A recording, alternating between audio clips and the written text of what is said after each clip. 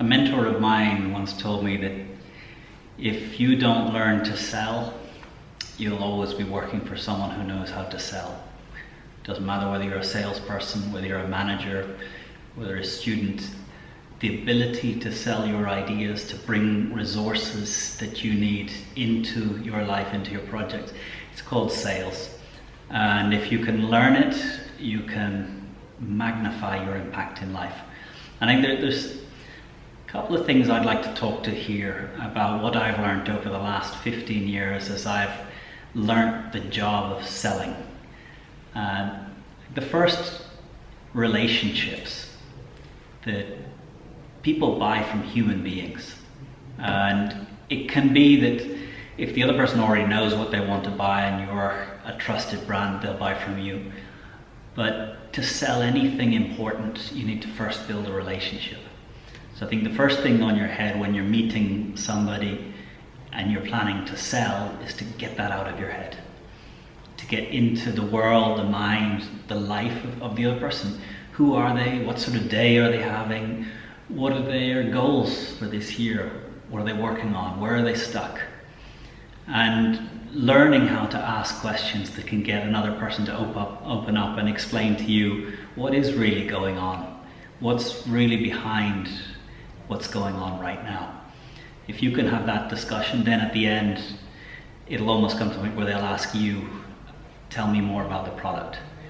So the first is work on relationship first. If there's no relationship, if there's no trust between you and the person on the other side of the table, they might place an order, but they're not buying from you.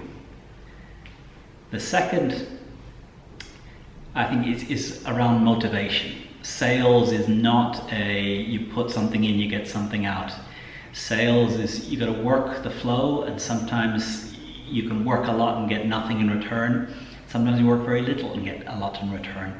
But keeping yourself motivated to pick up the phone, make the calls, even when you're getting no, is very difficult. One of the things I learned from a UK entrepreneur, he said one day he went to the bank and he got a big bag of £1 coins. And he went into the office, and next to the desk, next to the phone on the desk of each of his salespeople, he took from the bag 20 £1 coins and he just put it in a pile next to the phone. When all the salespeople arrived in that day, he had a morning meeting and just said, to the side of every phone on every desk, you'll see there are 20 £1 coins. Each time you pick up the phone and dial a number that is in our CRM system, take a coin and put it in your pocket. It's yours. And he said, for the first time in his life managing that company, he did not have to push anyone to make phone calls first thing in the morning. Nobody went for a coffee until they had all those £20 coins into their pocket. And I remember he told me those £20 were very small compared to the salary and the other rewards that these sales guys were getting for selling financial products.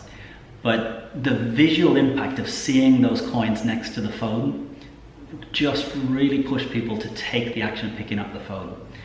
When you're in sales, finding ways just to keep the process going, to make the phone calls, pick up the phone and dial it, those little tiny things can really make a difference. And it might be as simple as you going and getting 20 objects, putting them next to the phone, and when you've collected all 20, giving yourself a reward, that you can physically see a reward for each time you pick up the phone. And you get to take one for marking the digits. It doesn't matter if you connect, it doesn't matter if you sell, it doesn't matter if you get a meeting. Sales is about working the process, picking up the phone, having the conversations. The more conversations you have, the better you're going to get at those conversations. And if you're sticking to rule 1, relationships, get to know each person you speak to, find out about them, what's going on, what's their challenge today. The third thing, if you're building relationships, if you're making the phone calls, it's the quality of your questions. And I learned to ask better questions even just in the last year. There's a guy, Rob Whittaker, who is part of Vistage in the UK. and Rob Whittaker taught me that there are 4 levels of question. And the 4 levels of question, the first and most superficial level is a fact question. And just asking someone for some information. There might be, what was your sales last year? How many people are working in your business? So these are fact questions, asking the other person for factual information. And that's superficial. The next level of question is an opinion question. It's asking the other person for their opinion. So, was sales last year was X? What do you think? Was that good? Was that what you should have targeted? What do you think about that? So an opinion is the second level of question. With opinion, we're starting to get more emotional. But there's a third level of question that really gets more emotional. And it's what called the impact question. The secret of identifying an impact question, it has the word impact in it. So if you ask what were sales last year, what did you think about that? Was that the best you could have done? And they say, no. What's the impact of not achieving what you set out last year? What's the impact of the non-functioning IT system? What's the impact of poor data entry in your shops? What's the impact of people not working hard on the core issues? So the third level, and now we're starting to get into the emotions, what's really behind it, what's important to the person, impact questions. And the fourth is change. It's what would they change? What change would they like to see? How would they like to see it done?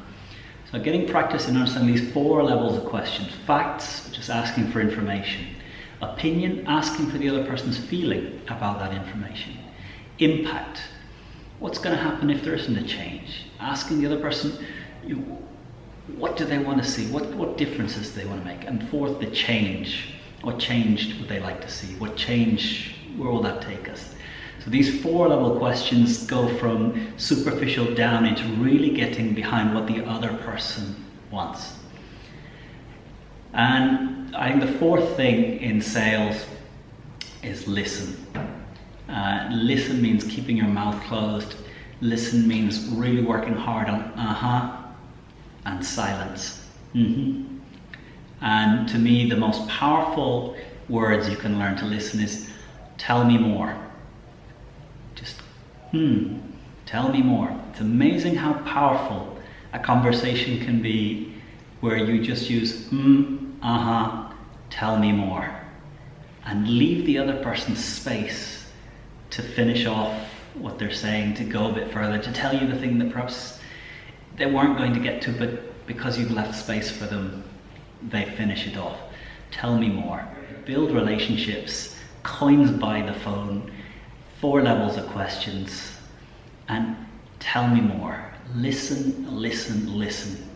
Find out more than when you began. Walk out of every meeting knowing more than when you began. To really listen is not about hearing. To really listen is to seek to be changed by the other person. To allow yourself to believe something different because of something they have shown you, a new perspective, a new idea. So sales, if you can get sales right, if you can bring resources into your life for the projects that are important to you, you can achieve great things.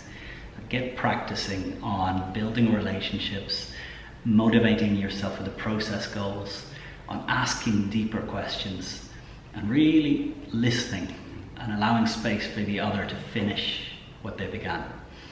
So, here we got a view of Barcelona, blue sky, and now it's time for me to head out and go pick up my daughter from her school just down the road.